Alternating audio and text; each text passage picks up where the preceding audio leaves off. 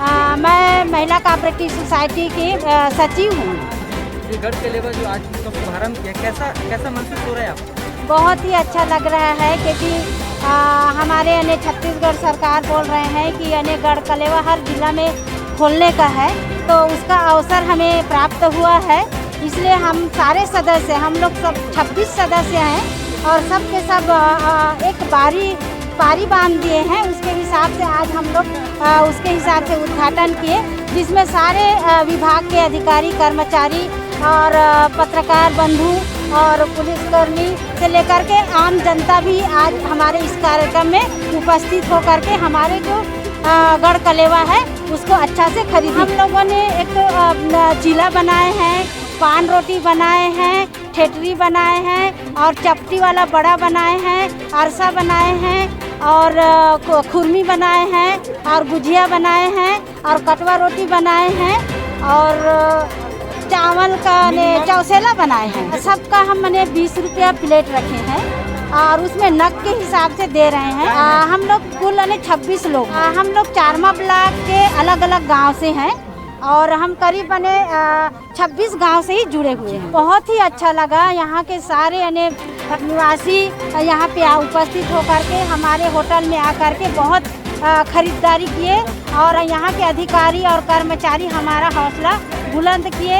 और सरकार भी आज के जो भाषण है उसमें बोले कि महिलाओं को आर्थिक रूप से सशक्त होना चाहिए, अपना स्थायी आजीविका के लिए रोजगार प्राप्त हो। इस उद्देश्य से ये कोऑपरेटिव को हम लोग गठन किए थे और वो उद्देश्य का पूर्ति हो रहा है।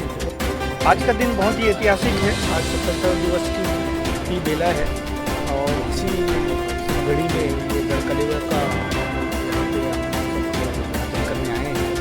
इसके लिए मैं स्वतंत्रता दिवस की भी और गढ़ कलेवा के लिए क्षेत्रवासियों को बधाई देता हूँ। इसका जो उद्देश्य है वो ये है कि हमारी जो छत्तीसगढ़ी संस्कृति है, छत्तीसगढ़ी संस्कृति में हमारे खान पान, हमारे बात बोली, हमारे रहन सहन, हमारे विभिन्न अवसरों पे होने वाले डांस, गीत, ये सब आते हैं। और खान पान की जो बात है, बहुत सारे हमारे विदेशी सैलानी आते हैं, देश के विभिन्न राज्यों से लोग बाग यहाँ पे आते हैं, तो उनको एक चाहत रहती है कि छत्तीसगढ़ में ऐसा विशेष कौन सा व्यंजन है जिसको हमें एक नयापन दिखाई पड़ेगा।